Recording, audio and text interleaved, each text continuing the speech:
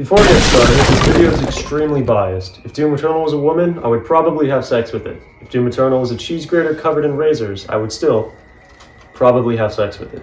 And goddamn it, it deserves that level of praise. This game's been festering in the back of my mind since 2020, but I couldn't find a good way to talk about it until now that hasn't been done before 10 times already.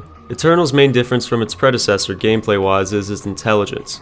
Doom 2016 was like that kid on the playground with a big divot in his head that made funny noises.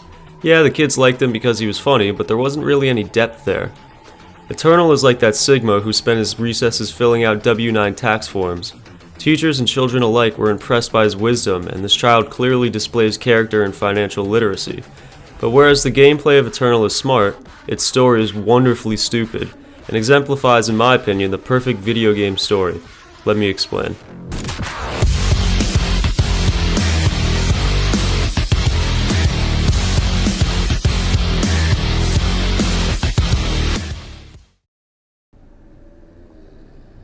Damn, shoddy. Eternal's story takes pride in its stupidity.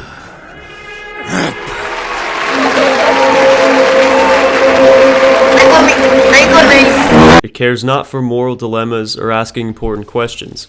It cares not for the plight of the poor nor the corporate struggle. It only cares about one green man and his funny shotgun. While this may seem shallow like the Divot Head kid, this is a good thing. If you pair up the Divot Head kid with the W9 kid, they play off each other's strengths. Now they can both make funny noises and fill out tax forms. This is what happens with Eternal. To greatly summarize the plot, the Doomslayer wakes from stasis to find Earth being attacked by a demon army led by 3 hell priests. He doesn't like demons and likes humans, so he goes down, frags one, and begins his journey to find the rest. However, Jesus, aka Conmaker, needs the hell invasion to continue so that they can use the energy created by human suffering to power non-canonical Christian heaven and keep her world alive, so she needs to stop the Slayer. I won't go too deep into the lore since that in itself is like a full 20 videos, but this plot is so over the top and goofy that I can't help but adore it. It provides simple motivation to go turn some mortally challenged into goop, and that's all you really need. You might be asking, well Sam, that's all well and good, but wouldn't it be better if the game had a complex story that made you ask questions? No, you fucking idiot baby, get back in the dangerously hot car. Sometimes unneeded complexity and choice take a big stinky shit on a game's story. Case in point, Bioshock and FNAF.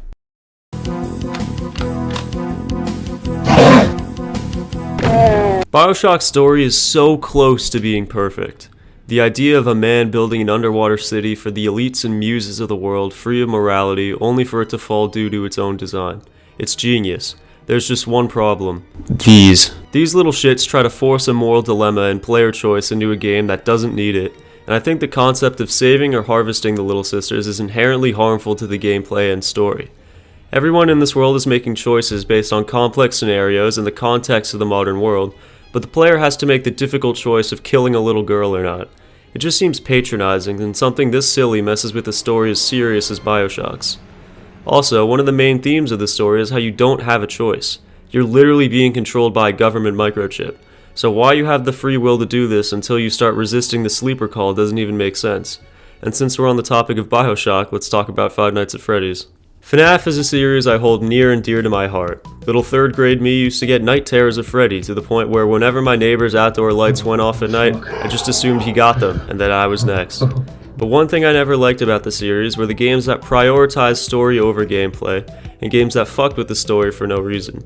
Sister Location, for example, is a giant cutscene disguised as a game. It's so linear with relatively small sections of gameplay, and the whole thing is just a front to serve as a story. There's no 6 AM, no cameras or any sort of FNAF gameplay. It's just boring for me, since the gameplay is so shallow and non-existent. Another game in the series that I don't like because it needlessly complicates the story is FNAF 4. It tried to open a lot of doors after FNAF 3, and several of them still haven't been closed to this day. Scott seemingly really wanted to wrap up the story with Dream Theory, and while he somewhat successfully retconned this, the game is sort of nonsensical now. This is why FNAF 6 is my favorite in the series. It tells a great story and successfully answers a lot of questions, and it also has the most gameplay in the main series. Stories don't need to be stupid, but they shouldn't try to be needlessly smart. I only poo-poo farted for the good of humanity. What Doom does differently is disregard all that dumb shit. In Doom, what are your choices? Kill this guy or kill this guy. Perfect, 10 out of 10. The straightforward campy nature of the story is great from a narrative and gameplay perspective, and is just cool. I think it's worth diving into the lore a little bit, since there is some stuff that I want to talk about in regards to the overall narrative. Firstly, the Seraphim Samuel twist. For those who don't know, Samuel Hayden is the leader of the ARC, the human resistance on Earth. In the last game, he kinda robo-fucked Doom guy over, but it's okay because he knows the location of one of the Hell Priests, so now they need to work together. Now the Seraphim, aka Samur, is the little guy who made Doom guy so cool in the first place. And he's a member of that weird angel Jesus race that the Conmaker leads. It was heavily speculated that Samuel was the Seraphim, and between their roles in the story and their voices and names, it was pretty obvious. Now a shitty game would try and double back on this because the fans called it just for the sake of surprise, ruining the story. But Doom knew what it wanted to do, so it pulled down its transparent pants anyways in the first DLC because it was cool. This commitment to telling the story that it wants to is what games need to take notes on. More importantly, Eternal doesn't sacrifice gameplay for the sake of telling a story.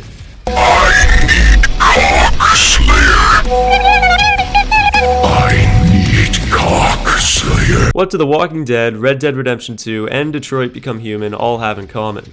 They put story first and gameplay second. All of these games have incredible, deep, and thought-provoking stories, but to be completely honest, I just don't give a shit. My preferred mentality for games and game design is gameplay first, story second, and I know a lot of people don't agree with that.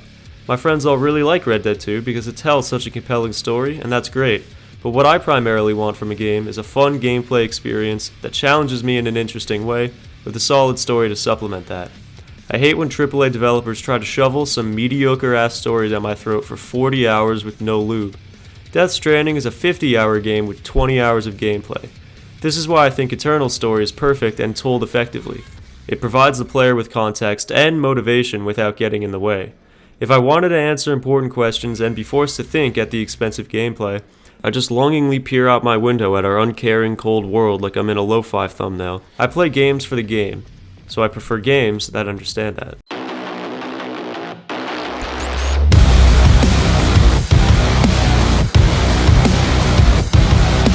In conclusion, game stories don't have to be stupid.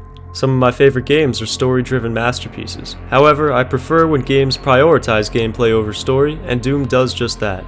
Eternal is not the only game to do this, but it and Soulsborne games are probably my favorite examples. I don't like to get slowed down when I'm playing games most of the time, I just like killing things. And Doom is a game that understands that. Eternal tells me to rip and tear and kill, and I grin really big and I say yeah, sure, why not. Besides, Mick Gordon and Hugo Martin look like they could kick the fuck out of me in a bar fight, so I'm not going to talk shit about their game.